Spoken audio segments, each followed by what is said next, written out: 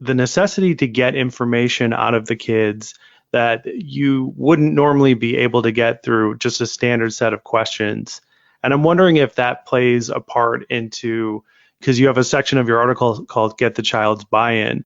So I was wondering how much of that enhanced communication do you feel is required to get that kid's buy-in? Yeah.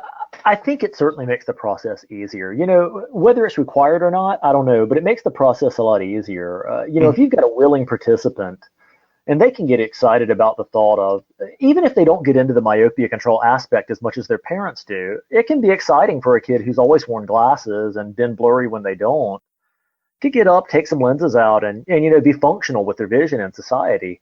And so we can find out what resonates with them. If it's an older child, they may truly be concerned about myopia progression. But if it's a younger kid, they're 7, 8, 9 years old, they don't care about that, honestly, in most cases. But they do care about seeing better. And in many cases, they'd rather do this than wear glasses. And so I always try to, especially in the initial stages of a myopia control consult, when we're feeling things out and seeing how they are likely to do with Ortho-K and maybe putting some diagnostic lenses on, I always start it with a conversation with the child. Make sure they understand why they're in the office, what we're trying to accomplish, and then usually I'll just verbally walk them through the whole process. I'm going to do this, and then I'm going to do that. It's going to kind of feel like this. And that way, there's no big surprises. You put a mold in Ortho-K lens in somebody's eye, and they don't understand what's going on, and they have this sensation of this awareness that strikes them as unusual, and that can cause fear. I wonder if this is how it's supposed to feel. I wonder if something's wrong with it. And I found that if you really know what the sensation is that they're going to experience and why that sensation's there, then when I put it in, they blink a couple times and look around, and in those cases, they say, "Okay, yeah, that seems about right." Gotcha. So that's part of that whole communicating directly with the kid and walking through that process. But according to your article, you also do a fair amount of, I don't know how to put it, but it's like extra prep work that makes the patient more comfortable. Like you mentioned that you have pictures on the walls of your hallways of your practice that have kids who have done, Ortho-K at your practice. So as the kid is walking to the exam, they can see that these other kids around their same age have done it. So yeah, what? totally. Yeah, go ahead.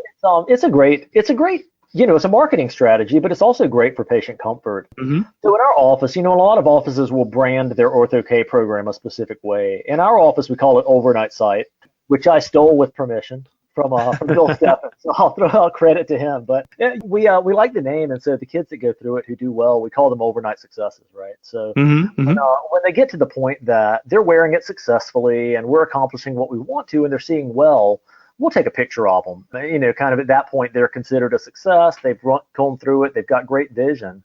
And we take all these pictures, and then we'll keep a selection of them up on the wall leading back to my exam rooms at any given time. And my goal is always to have a pretty diverse group in terms of age and gender and race. So kids are coming in and they see somebody who looks like them, right? And especially if they're on the younger end, they're saying, I'm only 7 years old. Can I do this? And they see a picture of a kid that looks about their age and who's smiling and proud of themselves for having done it. Because I really do find that we experience a lot of pride from these children when they do this thing that seemed difficult to start with. And, the first part of the accomplishment is just being able to let someone put the lens in their eye. Mm-hmm. Second part is then to learn to potentially do it themselves, or if they're very young, maybe with some assistance from a parent. And then the last part is, building that routine where they're wearing this lens every night and they're experiencing clear vision and it's obviously working the way that it's supposed to work. And yeah, we get some big smiles on the kids when we take those pictures. Always, of course, I ask permission. Is it okay if I take your picture? And occasionally, if they're a little older kid, they might be too cool for it. But sure. Most of the younger ones, I'll get a big smile. And, as soon as I mention, you've probably seen our pictures in the hallway, when the parent will make a comment, yeah, they were waiting for that. They were hoping to get up on the wall. So we rotate them in and out and try to make sure that when kids come in, occasionally on some of those visits, they see their own picture up on the wall.